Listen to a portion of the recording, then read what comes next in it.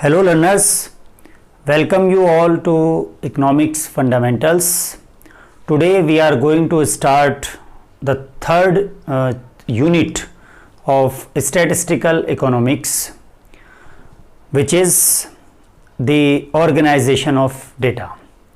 So after the completion of introduction as well as collection of data, now we are moving towards the organization of data. Now what is the need of organizing a data? Suppose हमारे पास जो data आता है वो raw form में होता है. आप लोगों ने अपने यहाँ आसपास देखा होगा जंग सेलर और कबाड़ी वाला हमारे यहाँ आता है, हम उसे घर का जो टूटा फूटा कबाड़ होते हैं वो बेच देते हैं.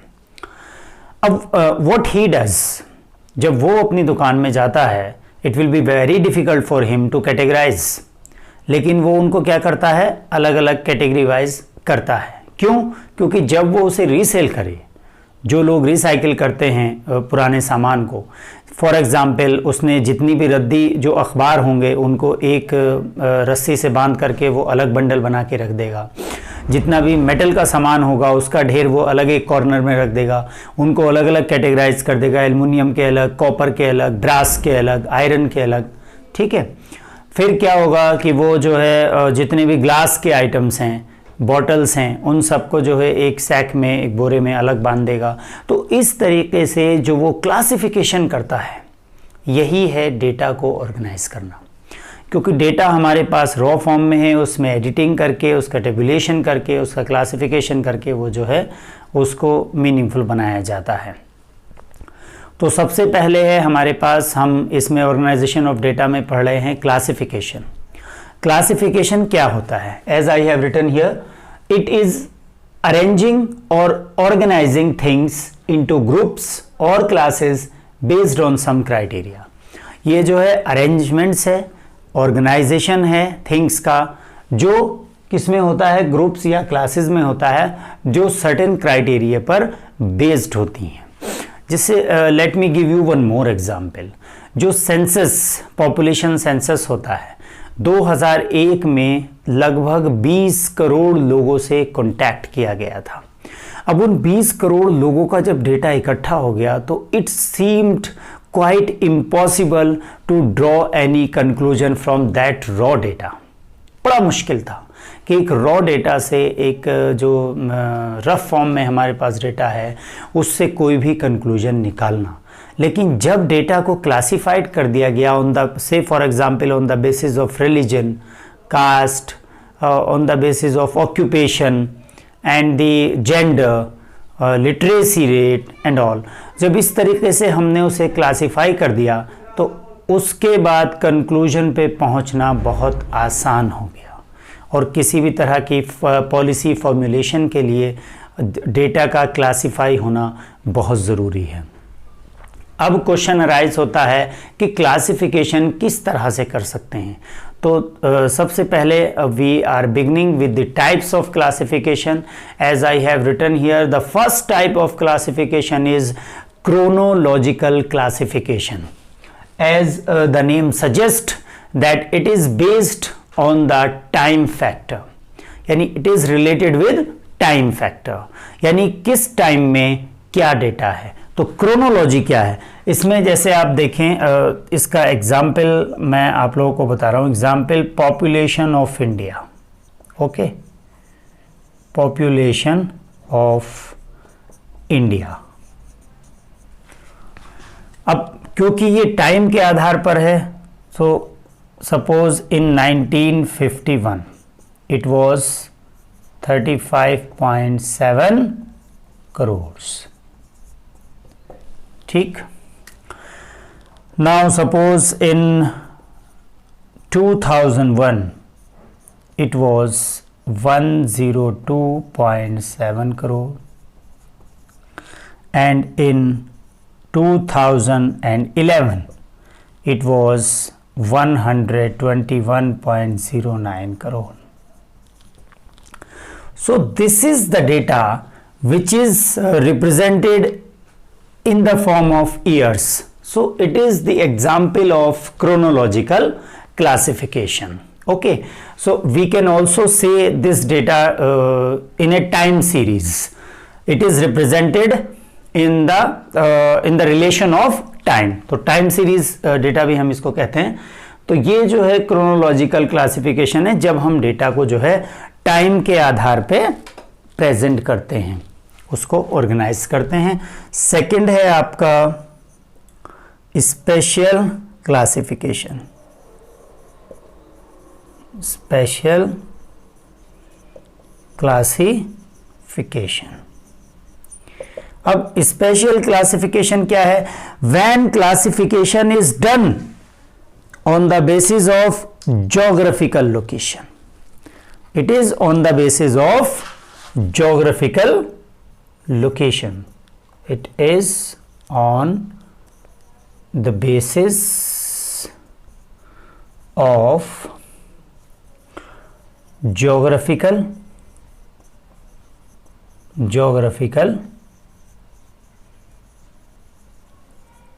locations. Okay. Say for example, if we say the population of India, Russia, China and Canada, the population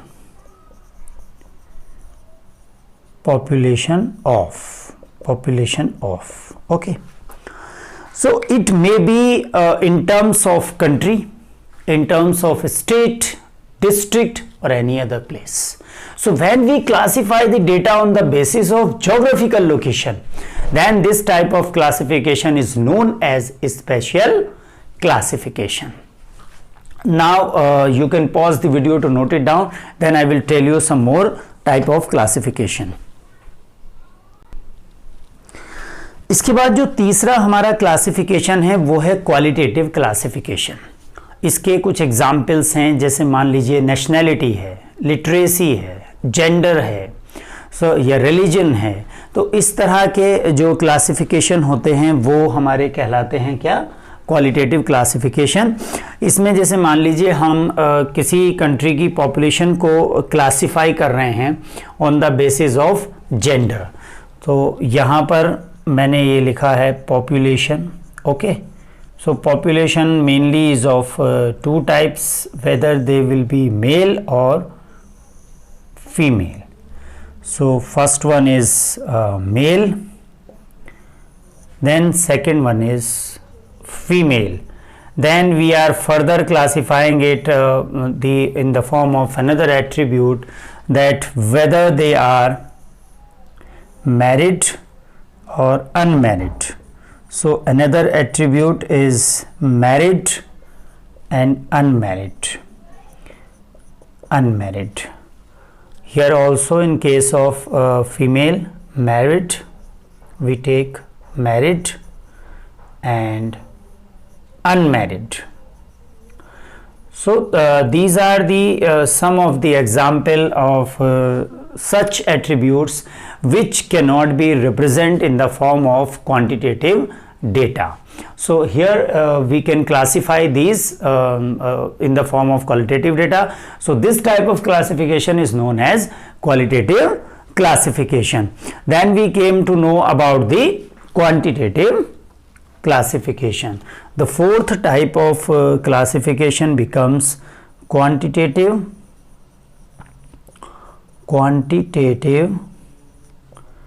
classification.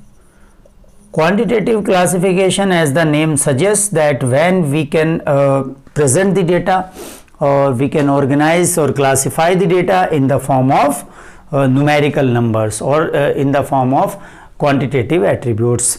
So say for example, suppose I want to know the marks scored by the class 12th students in the previous class, that is class 11th, in the subject of statistics, or in the subject of economics as a whole. So then we can be able to know, suppose we make the class interval like this: 0 to 10, 10 to 20, 20 to 30, and so on till 90 to 100. And suppose the number of students who scored this much of marks there was only one student who scored in between 0 to 10, and the two students scored 10 to 20, then 20 to 30 scored 8 students, then in between there are number of students, and then 90 to 100 there are 5 students. Suppose the total students of this class are 30. So this is the presentation of in the form of quantitative attributes. So quantitatively जब हम data को numerically express करते हैं तो उसका जो classification है वो कहलाता है quantitative classification. Now you can pause the video to note it down. Students, now we are moving towards the variable, its meaning and types. So variable is something which can vary. It is easy to understand. As I have written here, the term variable refers to the characteristic that varies in amount or magnitude. For example, height, weight, or marks of students, etc. Now the question arises, what are its types? So let me tell you about its types. As far as its types are concerned, it is of two types. So we are talking about the types of variable. Types of variable. The first one is continuous,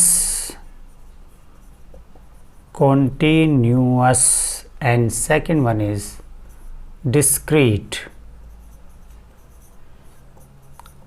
अब इसके बाद हम बात करेंगे कि continuous variable कौन सा है और डिस्क्रीट वेरिएबल कौन सा है. पहले आप देखेंगे कॉन्टिन्यूअस. कॉन्टिन्यूअस का मतलब है there is a continuity, there is no jump in between. Okay, suppose we are taking the height of a student.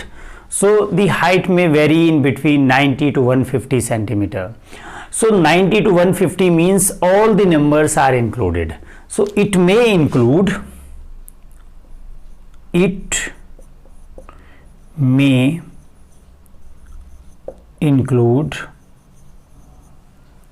number one, it may includes number one, the all integers,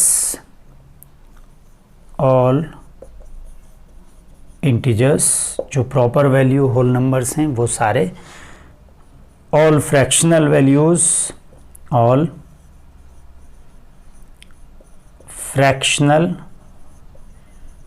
fractional values, and all values which are not fractional, all other values which are not fractional. Okay, such as for example √2, √6. Okay, so this will also include here. All integers means suppose 1, 2, 3, 4. All fractional values means 1/2, 1/6, 1/16, etc. So these all value will be included in continuous variables.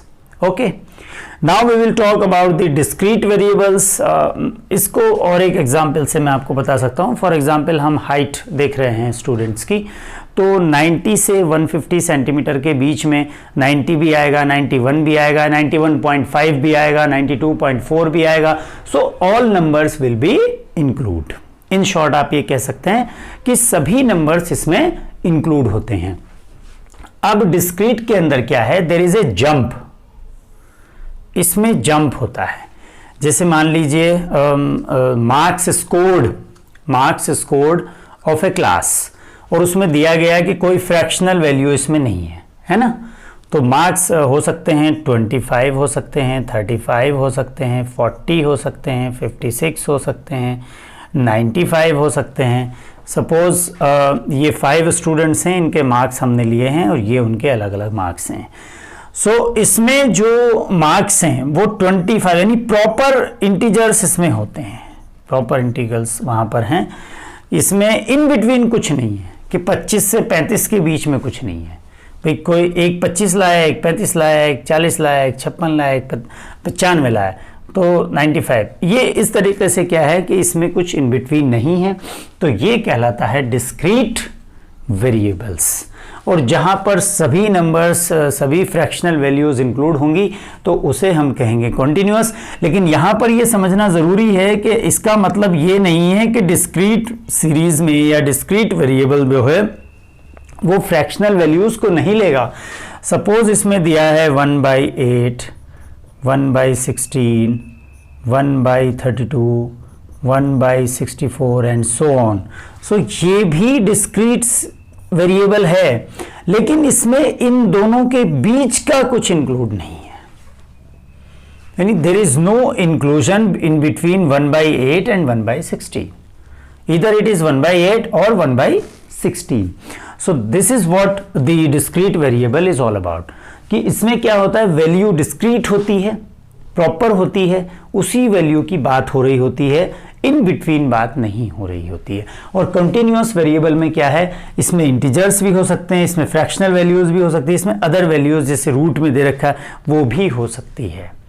जैसे हम height देख रहे हैं बच्चों की, तो उसमें 90 से 150 तक 90.001, 90.2, 90.5, 90.9 और समथिंग लाइक दैट, इसमें ये सब हो सकता है।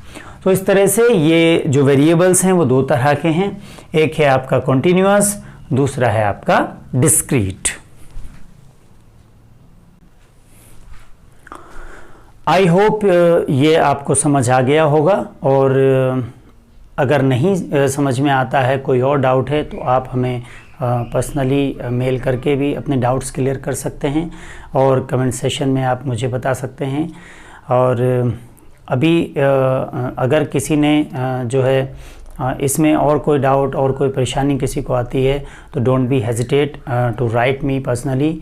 Thank you for watching. Have a nice day.